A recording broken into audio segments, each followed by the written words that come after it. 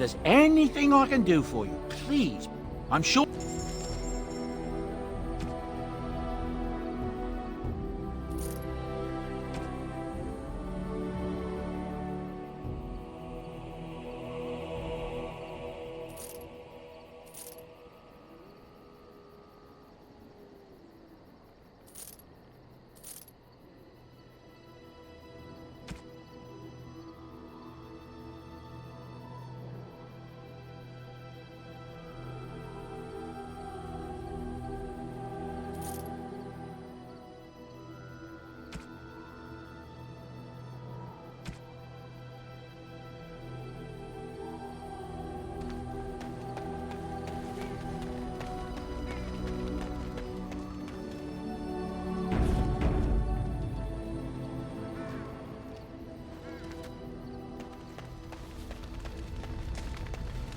What do you need?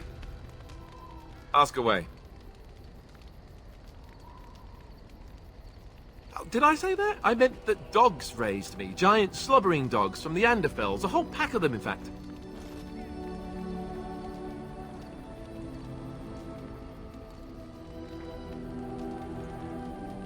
Well, if you're going to go and pay attention to the facts, then fine. Let's see, how do I explain this? I'm a bastard. And before you make any smart comments, I mean the fatherless kind. My mother was a serving girl in Redcliffe Castle who died when I was very young. Arleman wasn't my father, but he took me in anyhow and put a roof over my head. He was good to me, and he didn't have to be. I respected the man, and I don't blame him anymore for sending me off to the Chantry once I was old enough.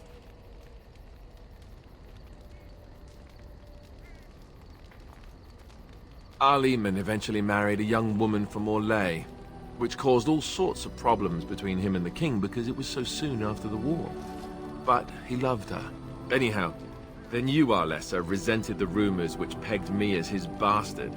They weren't true, but of course they existed. The Arl didn't care, but she did. So off I was packed to the nearest monastery at age 10, just as well. The Arlessa made sure the castle wasn't a home to me by that point. She despised me.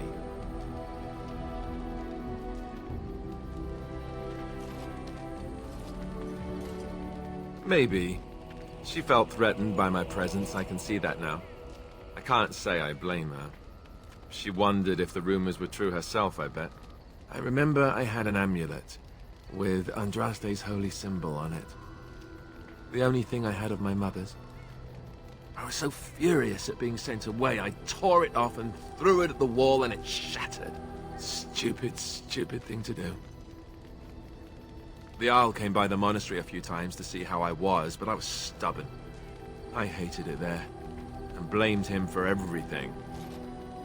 And eventually, he just stopped coming.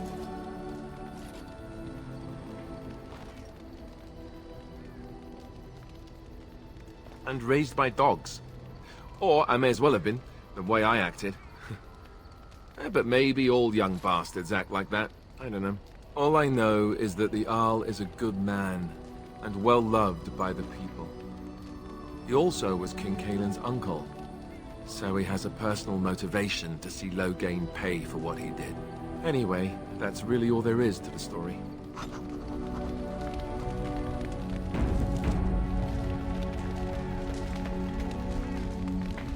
Yes? Well, here I am.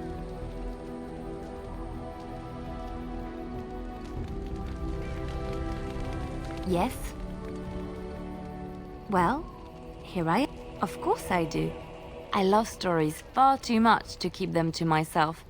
Everyone should be able to benefit from them, I think. Chantry law says it is man's pride that created the Darkspawn. In ages past, and their pride, so think, but they were impure. I heard this and one full already. of I don't know why I sin. didn't see it again. And it is with the sin that any land that was touched by the taint became blighted. Which one? It will come to you soon, I'm sure.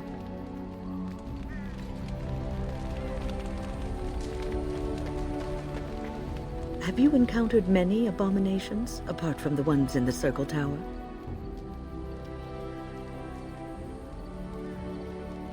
The first time I saw an abomination, my blood turned to ice.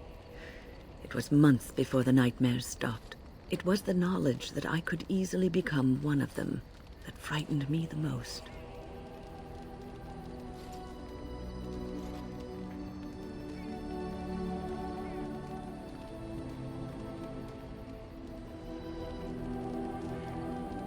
Every mage is vulnerable, no matter how accomplished or powerful. That is the first thing we learn, and overconfidence can lead to recklessness. One slip. All it takes is one slip, and everything you are is simply gone. Replaced by madness. And there is no turning back, or at least that's what they say.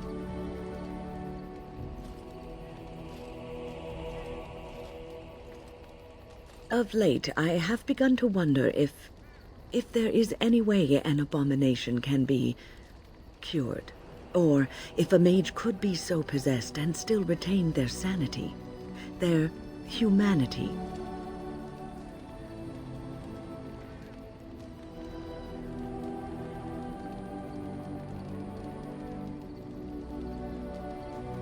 Yes, it is madness and cruelty that define abominations.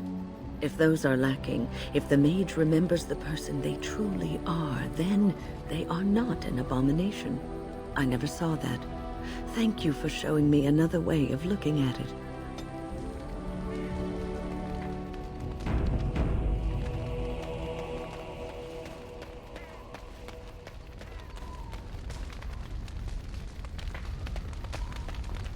Here I am. Oh, this should be good. What would you like to discuss? Here I am. Oh, this should be good. Go ahead. Well, the Crows would have you believe that it is an involved process that takes years of training, the sort that tests both your resolve and your endurance. Survive that process and maybe, just maybe, you're good enough to start being considered one of them. But quite frankly, the truth is that all it requires is the desire to kill people for a living. It's surprising how well one can do in such a field.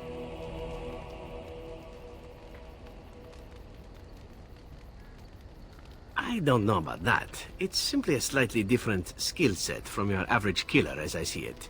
An assassin simply specializes in striking from stealth, and in maximizing that first attack to be as lethal as possible. Debilitate your foe, either by poison or by crippling their limbs, makes any follow-up combat you need to engage in that much simpler.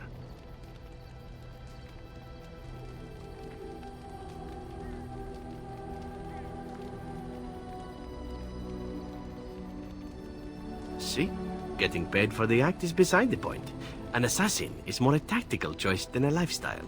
Of course, the Crows like to pretend that their abilities are trade secrets, shrouded in shadows and wrapped in a blanket of mystery. So let's just keep this between you and me, shall we? Hmm? Here I am. Oh, I certainly could, but I won't. I swore to the Crows that the things they taught me were to remain a secret. And while, yes, they are already angry at me, I'd rather not push things, you see.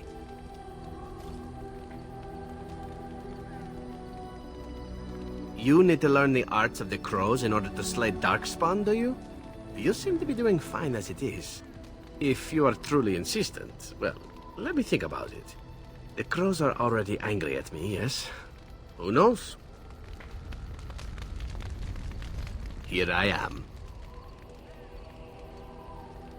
Oh, this should be good. Go ahead. Well now, I imagine that's a very fair question. Being an assassin, after all, is a living, at least as far as such things go.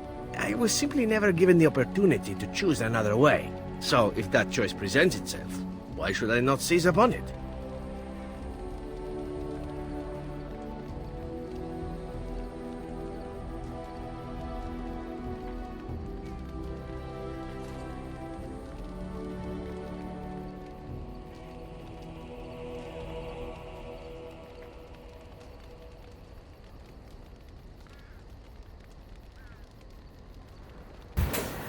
Excuse me, everyone. I need to go get a napkin to blow my nose, so bear with me. Thanks for your patience too. I appreciate it. To be truthful, I didn't even know the crows existed when I joined them. I was but a boy of 7 when I was purchased. For 3 sovereigns, I'm told. Which is a good price, considering I was all ribs and bone and didn't know the pommel of a dagger from the pointy end. The crows buy all their assassins that way. Buy them young, raise them to know nothing else but murder. And if you do poorly in your training, you die. Of course. You compete against your fellow assassins, and those who survive are rightfully proud of it. In Antiva, being a crow gets you respect. It gets you wealth. Gets you women. And men. Or whatever it is you might fancy. But that does not mean doing what is expected of you always. And it means being expendable. It's a cage, if a gilded cage. Pretty, but confining.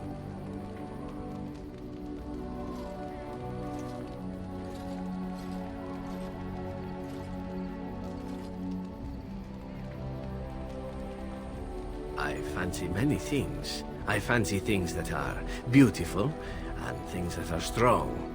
I fancy things that are dangerous and exciting. Would you be offended if I said I fancied you?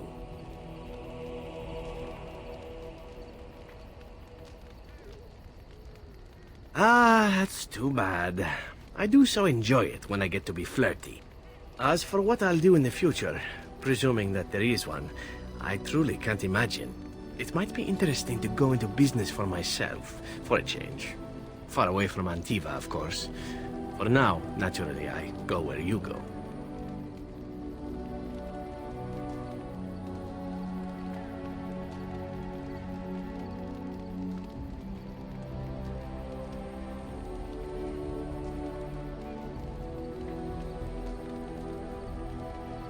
Eventually can be a very, very long time if one plays one's cards right. Come now, enough chit-chat. Talking about the crows summons them, you know. Any Antivan fishwife could tell you so.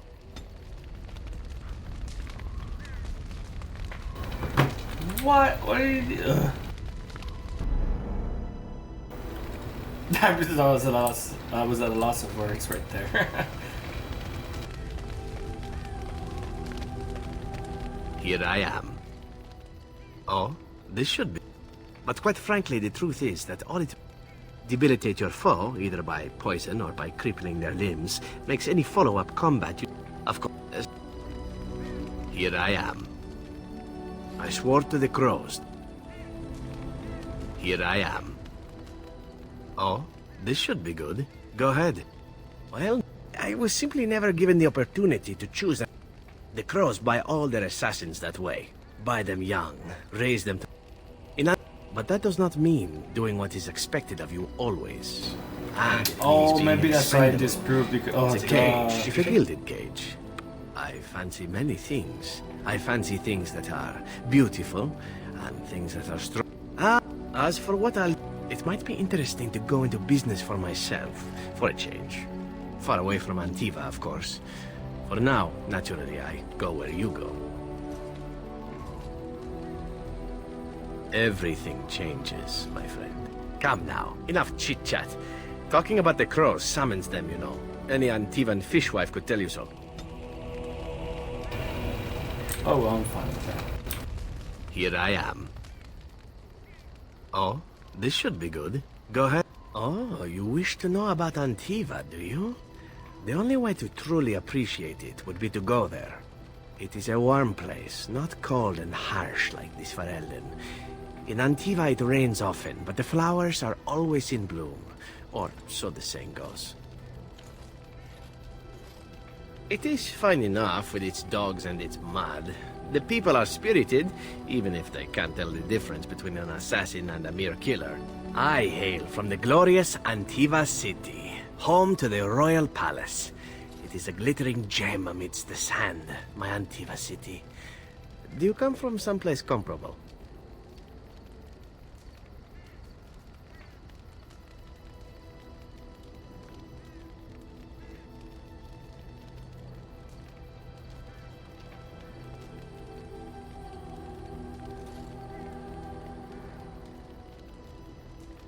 no?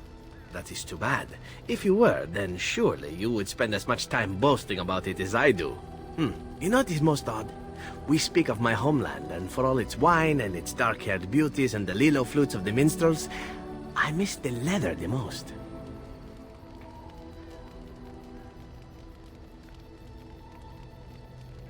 I mean the smell. For years, I lived in a tiny apartment near Antiva City's leather-making district, in a building where the crows stored their youngest recruits, packed in like crates. I grew accustomed to the stench, even though the humans complained of it constantly. To this day, the smell of fresh leather is what reminds me most of home more than anything else.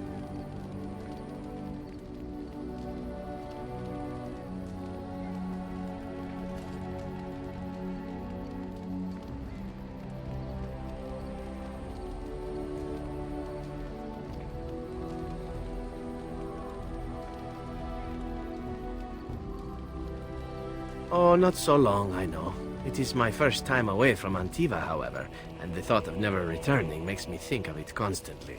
Before I left, I was tempted to spend what little coin I possessed on leather boots I spotted in a store window. Finest Antivan leather. Perfect craftsmanship. But I was a fool to leave them. I thought, Zevran, you can buy them when you return as a reward for a job well done. More the fool I, no?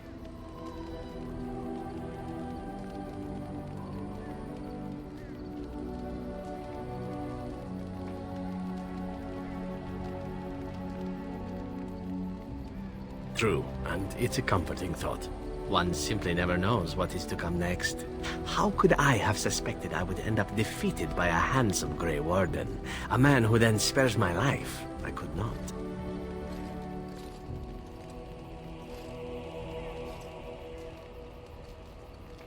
Quite right you are. I see the Grey Wardens do not recruit fools. Now, if it is all the same to you, I would prefer not to speak more of Antiva. It makes me wistful and hungry for a proper meal.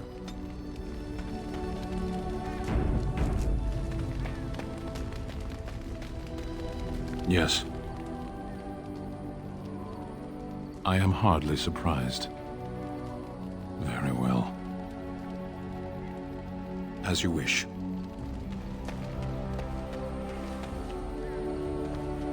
I see it found some augmentation crystals. I was not even aware it knew about them. Well done. So, what does it think?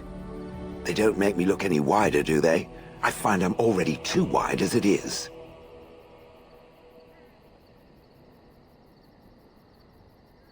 It must be the vertical pattern it put them in. Did it know to do that? It must have. I think it should find some more as soon as possible. I want to glitter from ear to ear, so to speak.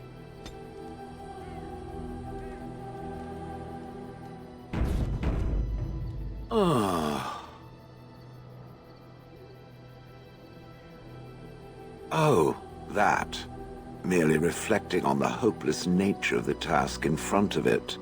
The most likely outcome is that it and its companions will become a stain on some rock for the Darkspawn to tread upon. I shall be moved to a single tear by the tragedy.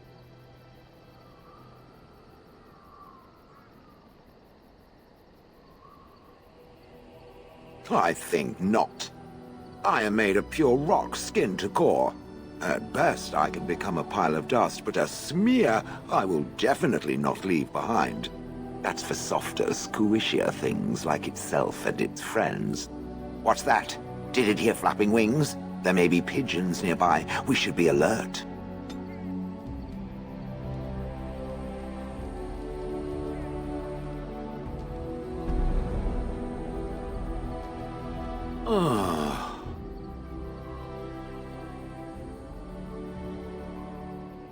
The most likely outcome is that it and its companion... It's true. One single tear, and then it's off to the north, I think. Or maybe west. I haven't decided. What's that? Did it hear flapping wings?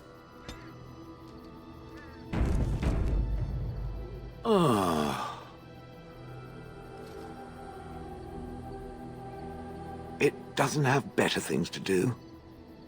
I like to think of them as accessories. I suspect that it is an art that was practiced when golems were more, commonplace. My former master collected whatever lore he could find on the subject. He searched far and wide to collect what crystals he could and then added them. It is not an unpleasant sensation.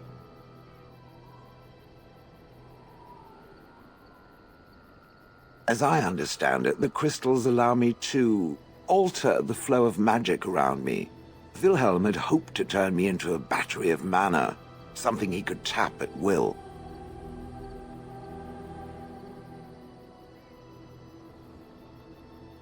Not really, although now that I think of it, these attempts may be what caused my disruption.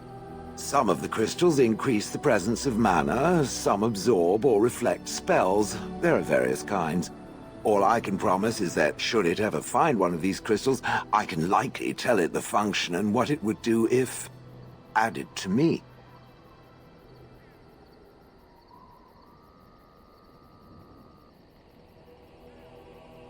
Wilhelm said they came from the deep roads. So, anywhere such things end up, I suppose. That answers its question, I assume? Unless it has more. Oh yes, that I remember quite well. My former master, the Mage Wilhelm, he brought me.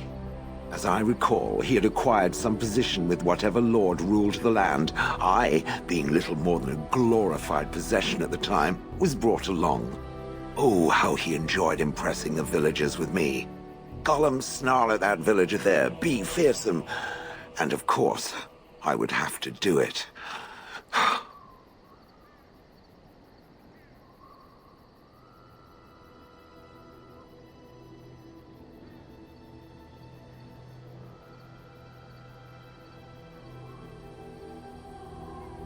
I traveled with the mage. He did a lot of traveling, I remember that. But where we went, it is rather fuzzy.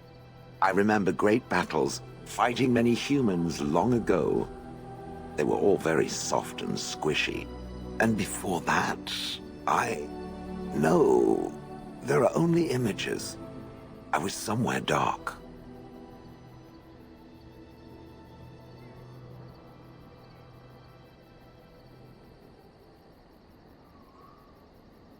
I'd have happily stomped them all into paste, and then ripped down their little houses and stomped on them, too.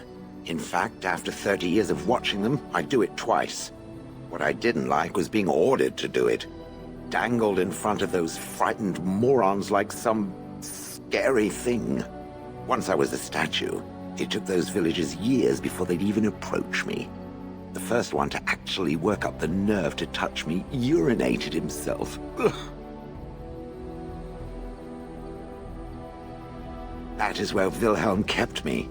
He wanted me out in the open where I could be frightening like a scarecrow. I was supposed to watch for thieves. Pah! Plus, his wife didn't want me indoors. She said there wasn't room for me. Hag. Humph! I was once larger, 10 feet tall. Then the loathsome hag complained that I couldn't fit through the doors. So the mage had me shrunk down. Can it believe it? And she still wanted me out. With a chisel and a lot of nerve. He did love using that control rod. Fondled it so much his wife actually threatened to throw it in the lake. Ha! I would have liked to have seen that. Which reminds me, where did it find the rod? Did it pay a great deal for it?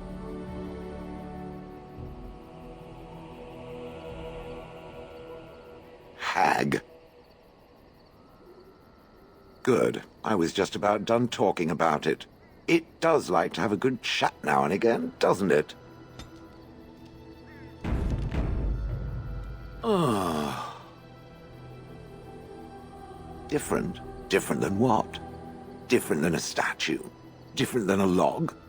Should I talk in a monotone? Yes, Master, I exist to serve the Master. I shall kill for the Master and only for the Master. Perhaps it expected me to have a booming voice. Recite limericks. I can recite limericks, if it likes.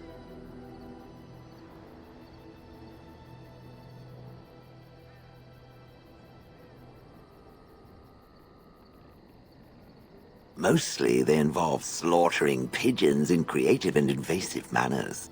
I have never met another golem. I have no idea what one might be like, or why I wouldn't be like them. Why? Has it met other golems? Did they not sound as I do?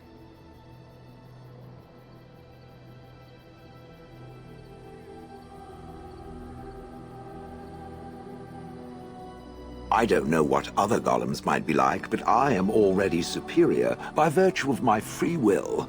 This is a good thing.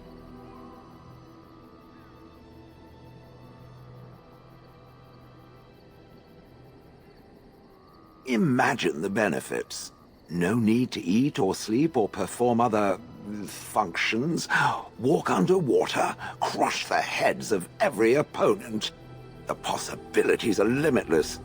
Barring the occasional 30 years or so of paralysis, there's little to compare. Now stop talking so much. The wagging of its moist little tongue is distracting.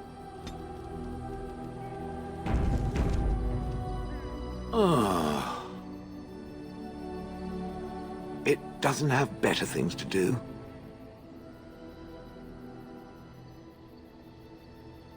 I do not sleep, so yes, and I thank it for reminding me.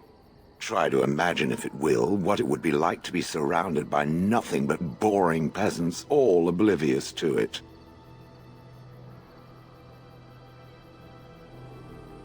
And then there were the birds. A whole village full of pigeons and ravens and sparrows all perching on me day in and day out.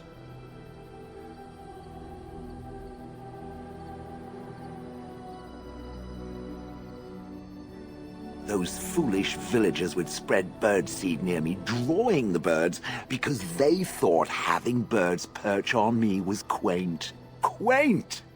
If there hadn't been the occasional kind soul to scour me clean, I don't care to discuss this anymore.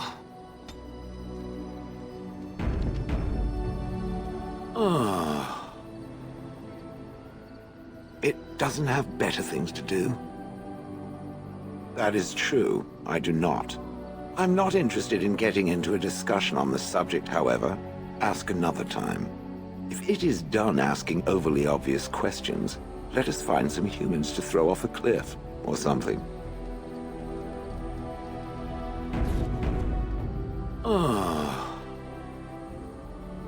It doesn't have better things to do. That part I know, as Wilhelm often bragged about it to whomever was willing to listen to him. He claimed to have found me in the deep roads. I was in the ruins of a Tig, he said, deactivated, with my control rod not far away.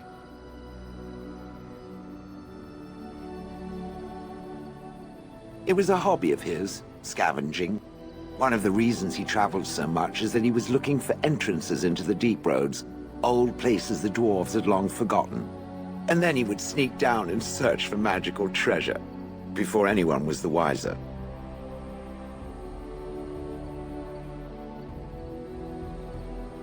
No, that secretive bastard refused to tell me. I would ask and ask, but no. He used to say that one day, if I were compliant and didn't talk back at his wife, he would take me there and I could look around myself. Rotten, lying bastard. If I had his head in my hands now, I would squeeze it like a giant lemon. Squish.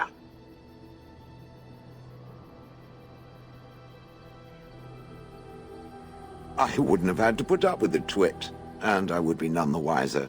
I don't think I was aware while I was there. Not like in the village. Or perhaps I was. Perhaps that was the dark place, and I simply couldn't see anything. How long could even I sit in the darkness and stare out at nothing, never sleeping? Oh, I do not wish to think of that. I think I remember a battle. It was long before, and then there was darkness. Bah, in short, no, I do not remember why I was there. It makes no difference. On then.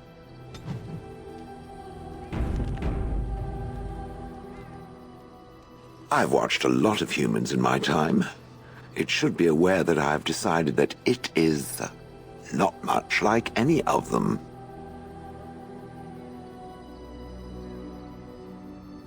Surely it must come from some superior lineage, yes?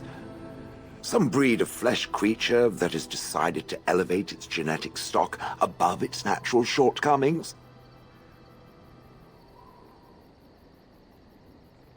Oh, then that must be it. I knew there had to be some reason, it being a human and all. I would appreciate if it didn't spread around that I said anything. Humans might start to get the wrong idea. They might start thinking their race is not completely hopeless.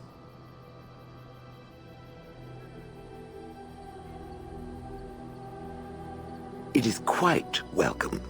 Now, let us crush something into a fine paste before it starts to think I've gone all soft. Perish the thought.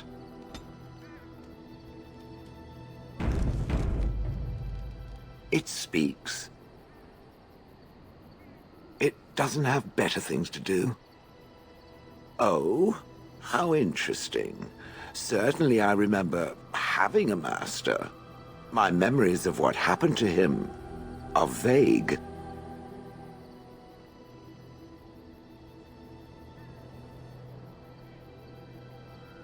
Clever and true. Oh, very well. Let me see what I can recall. My former master enjoyed experimenting upon me. I remember that much. There was tinkering with spells, and then the crystals. He was very eager to alter my function, I think.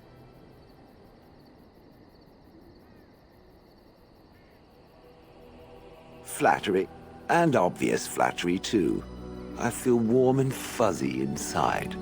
He possessed my control rod, and back then, it would have prevented me from doing anything he did not command me to, no matter how I might have wished to. So what happened? I am unsure. He was experimenting, and then nothing.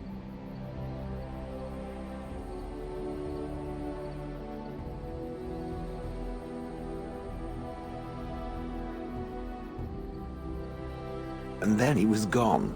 I was standing where I was, in the village, and I could no longer move. The villagers came, poked and prodded me in fear, and then realized they could neither move me nor destroy me, so they simply left me. And in time I forgot I hadn't stood there all along.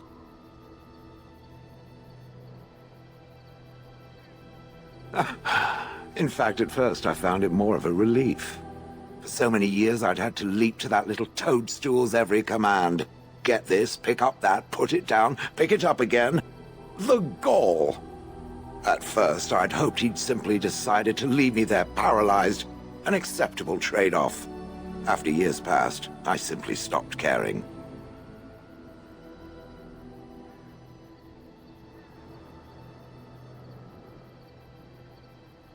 I think I was ready to move on.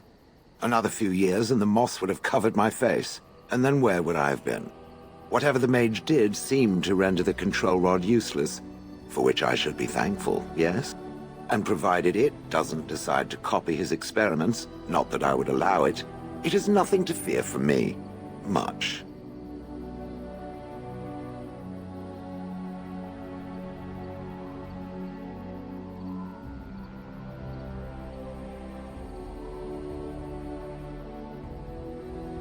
The things that it fights, and it fights things often, that is a different story. Let us get back to the walking and the fighting. My stone is beginning to itch again. It speaks. It doesn't have better things to do. On then.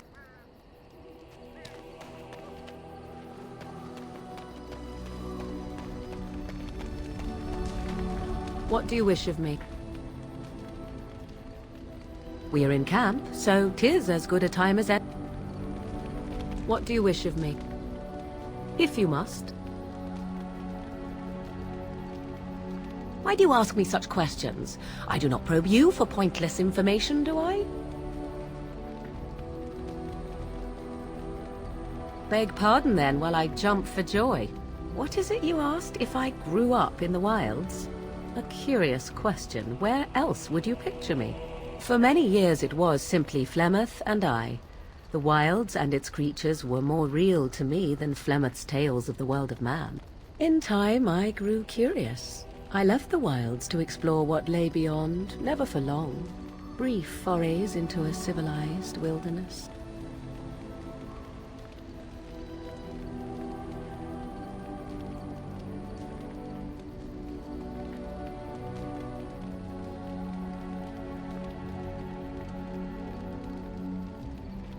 For the most part, Flemeth taught me well. For all that I had been taught, however, the truth of the civilized lands proved to be overwhelming. I was unfamiliar with so much. So confident and bold was I, yet there was much that Flemeth could never have prepared me for. Equal parts daring and foolhardy, perhaps. Only once was I accused of being a witch of the wilds, and that by a chastened who happened to be traveling with a merchant caravan. He pointed and gasped, and began shouting in his strange language, and most assumed he was casting some curse upon me. I acted the terrified girl, and naturally, he was arrested.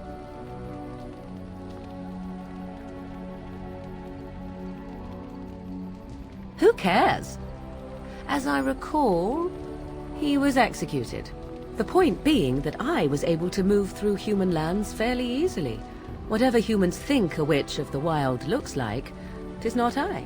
Not that I did not have trouble. There are things about human society which have always puzzled me, such as the touching. Why all the touching for a simple greeting?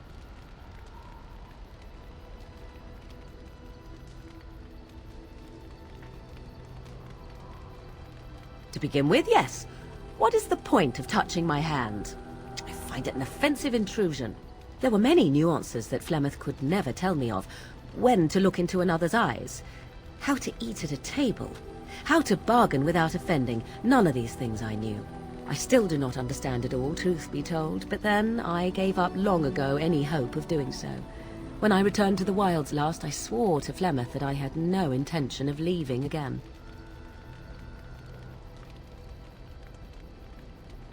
Yes? Let's ignore the entire Darkspawn threat and the presence of a simpleton as your only other Grey Warden ally, then. Not that I lack appreciation for the intent of your comment. Thank you.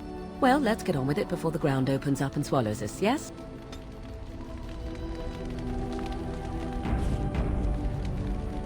Yes? At times, perhaps. A world full of people and buildings and things was all very foreign to me. If I wished companionship, I ran with the wolves and flew with the birds. If I spoke, 'twas to the trees.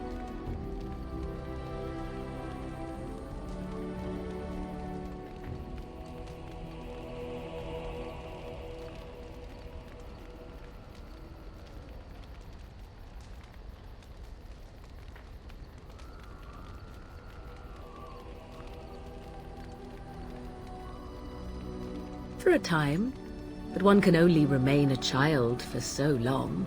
I recall the first time I crept beyond the edge of the wilds. I did so in animal form, remaining in the shadows and watching these strange townsfolk from afar.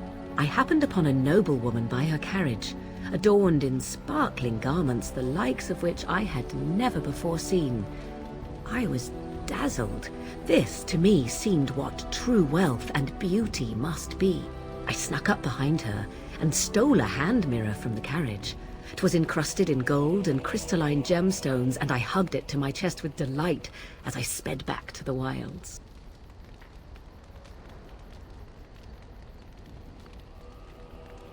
Flemeth was furious with me.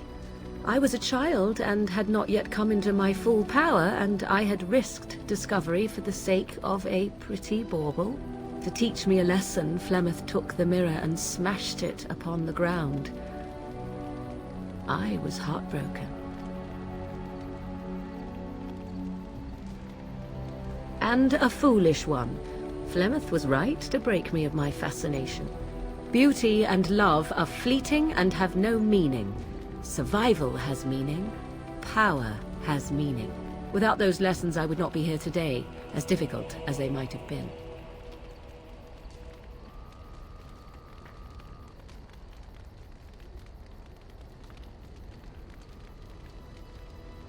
Do I not? I am still an apostate mage, even if I have left the wilds. The Darkspawn are yet undefeated.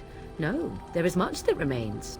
To return to your original question, perhaps my time in the wilds was indeed lonely, but such was how it had to be.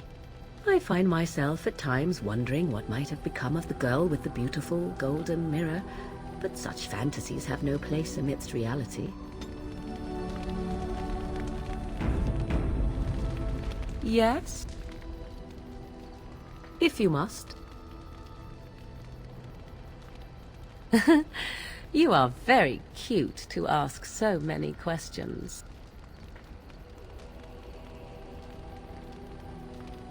Really? Perhaps we should be wrapped in ribbons and adorned with flowers. So cute are we, too. My mother has been hunted from time to time, yes, by Templar fools like Alistair, which should tell you how successful they generally were. Flemeth made a bit of a game of it, in fact. The Templars would come again, and she would look at me and smile and say that the fun was to begin once more. I am unsure. I was too young to understand, and perhaps 'twas bravado on Flemeth's part, or perhaps she was merely amused. I will never know. Flemeth would warn them, once. 'Twas a warning they inevitably failed to heed. And then the true game began. Often Flemeth would use me as bait. A little girl to scream and run and lure the Templars deeper into the wilds and to their doom.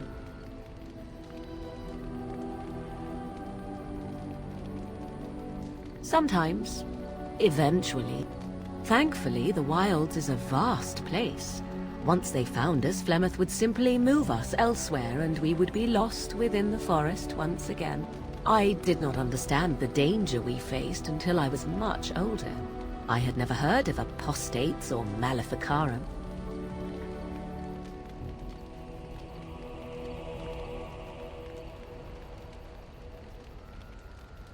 Perhaps they did. Still, I do not begrudge them doing what they believe is necessary. The Chantry sees any mages not leashed to the Circle of Magi as apostates, and apostates could become maleficarum, evil mages that resort to blood magic and become demon-enslaved abominations. It may even be true. Still, those of us who prefer freedom see no reason to submit.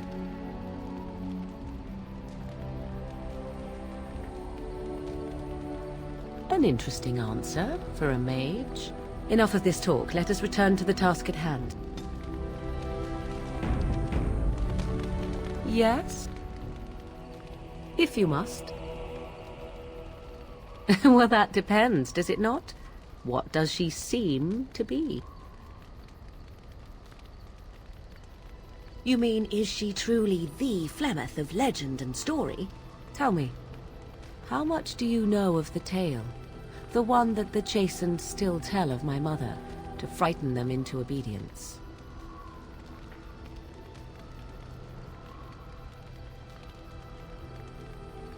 I can relay what Flemeth once told me herself, and you can decide whether or not 'tis the truth, if you desire.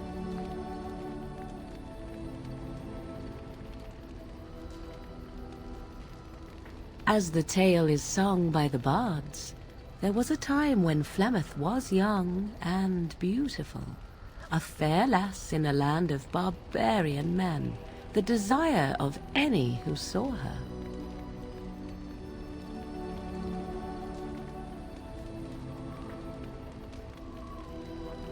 Many centuries before this land was even named Ferelden. The tales say that Flemeth fell in love with Osen the Bard, and fled the castle of her husband, the dread Lord Conabar, and that he swore vengeance for her infidelity. In truth, my mother claims that 'twas Osen who was her husband, and Conabar the jealous lord, who looked on from afar. Lord Conabar approached young Osen, and offered him wealth and power in exchange for his lovely wife, and Osen agreed.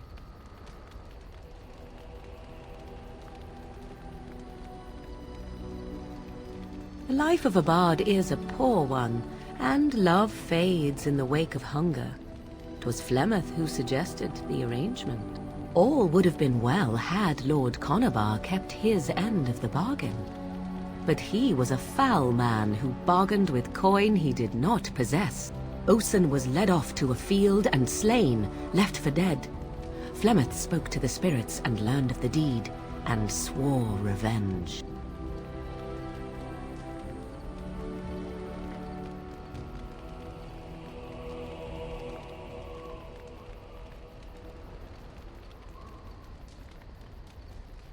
That was not the point. Conobar had no honor, so she would not have him. Flemeth begged the spirits to aid her, and 'twas they who slew Conobar. The demon the legend tells of came later. Lord Conobar's allies chased Flemeth, you see. Chased her to the wilds, and there she hid. There she found the demon, and he made her strong. The legends all speak of the great hero Cormac, he who defeated Flemeth and her great army when she invaded the lowlands centuries later. All lies.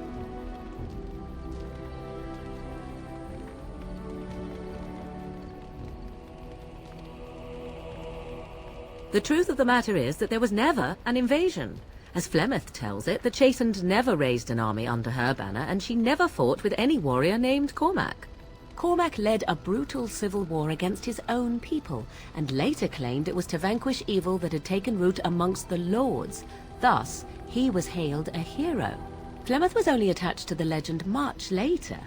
Perhaps 'twas due to the great war with the Chastened that eventually came, but Mother claims not to know how it began.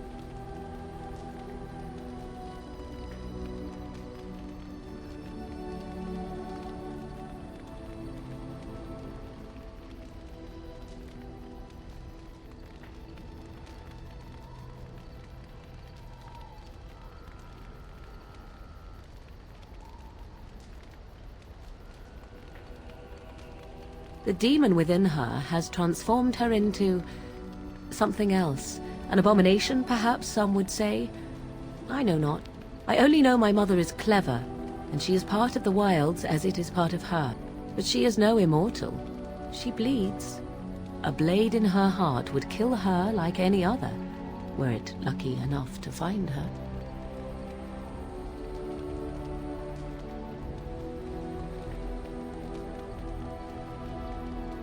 You ask if I have sisters. I have asked of this myself. The stories tell of many witches of the wilds after all, not just the one. And these tales existed long before I did. Flemeth refuses to speak of other daughters, if they existed. So, should I believe I am her first? I doubt that too.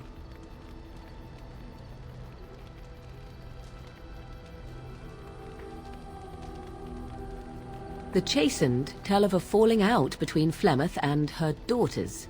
They say that one day she hunted them all through the wilds and ate their hearts. It may be true. I have never seen another witch or heard of one. Perhaps one day Flemeth will eat my heart as well.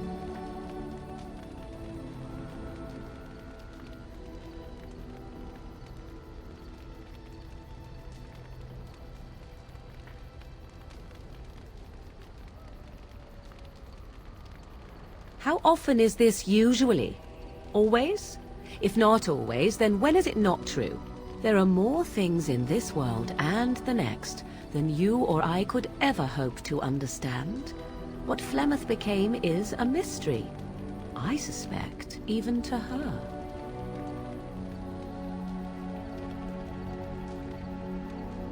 I do not believe everything that Flemeth claims. Oft it seems her bitterness has colored her memories. But on the whole, yes, I believe this tale, if not all.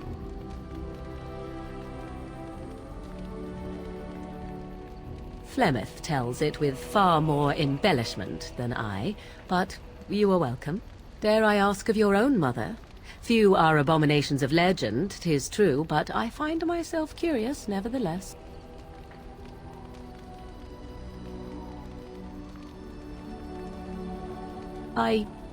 Nothing. I wish to know nothing more.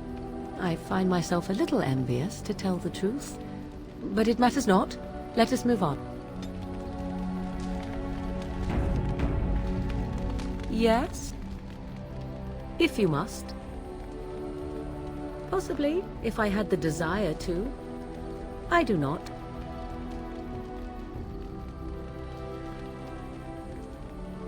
I was told to accompany you and to help you, and that I shall. This may extend to the teaching of my mother's skills in time. For now, I simply do not know you well enough. I promise nothing. Yes? We are in camp, so 'tis as good a time as any. Yes? If you must. Yes?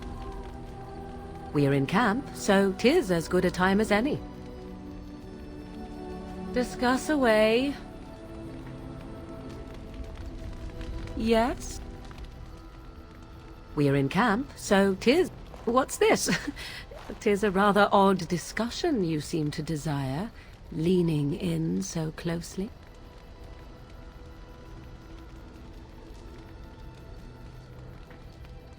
Not unless you stop.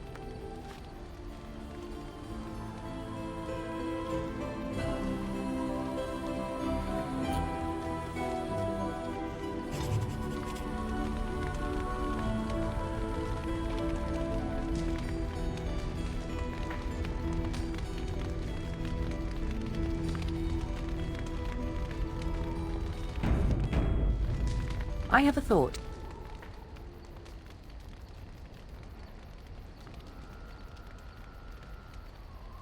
We have an opportunity that I believe we should take advantage of. To the point. My mother was once divested of a particular grimoire by a most annoying Templar hunter. It occurred long before I was born, but even today, Flemeth speaks of the loss with great rage. With the circle of magi in such disarray, it occurs to me that this might be the perfect time to recover the tome from their possession, for surely it eventually ended up in their hands.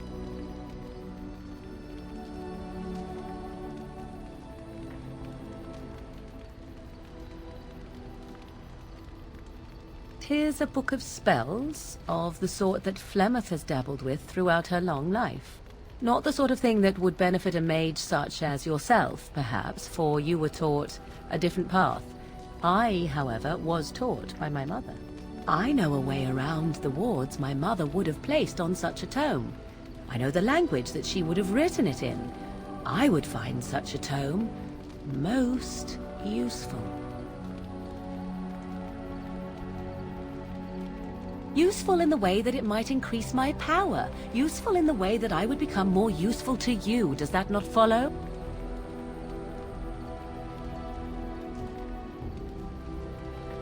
Dangerous? All knowledge is potentially dangerous.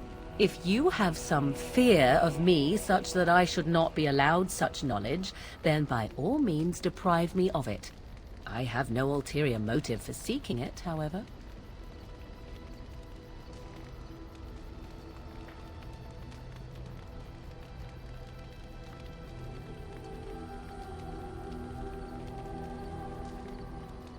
What is this? The grimoire? Ever since we discovered the condition of the Mage's Tower, I had wondered if it might be recoverable, but I had yet to speak of it to you. How fortunate that you found it on your own. You have my thanks. I will begin study of the tome immediately.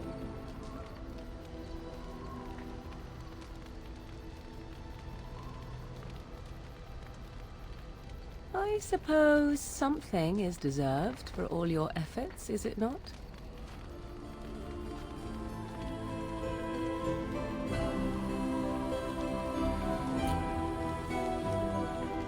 I do not intend to squander this opportunity to learn more than Flemeth wished me to know. This should be interesting.